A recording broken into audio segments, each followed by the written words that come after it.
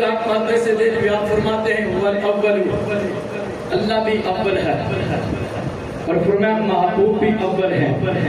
लेकिन यहाँ पे समझने की बात है, अल्लाह भी अव्वल है, वल अव्वल, वो अव्वल है और आप फरमाते हैं कि हुजूर भी अव्वल है। और कैसे अव्वल है? शरीक नहीं, अल्लाह के बराबर नहीं।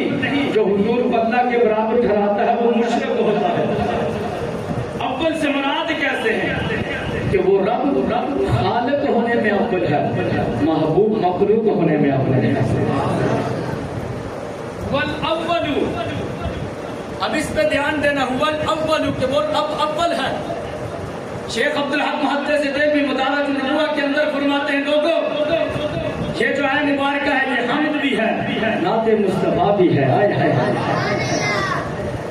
नाते मुस्तफा भी इसलिए कि रब भी अव्वल है, हुजूर भी अव्वल है। लेकिन अव्वल में फर्क है, वो रब खालिक होने में अव्वल है, महबूब मखलूक होने में अव्वल है। वल अव्वल, वो रब अव्वल है, खुदा होने में अव्वल है, महबूब मखलूक होने में अव्वल है। महबूब मखलूक होने में अव्वल है। अब देखिए इस अव्वल ने मखलूक में सबसे पहले अव्वल कमली वाले आका को पैदा फरमाया, हुजूर के नूर को बनाया है, हुजूर सल्लल्लाहु के नूर की तखलीक फरमाई है। समझी शाम जब महाराज की रात अव्वल को मिलने जा रहा है, अव्वल को मिलने जा रहा है, आखिर को मिलने जा रहा है। बताइए ना मुस्तफा की मुकाम और शान कितना आला होगा।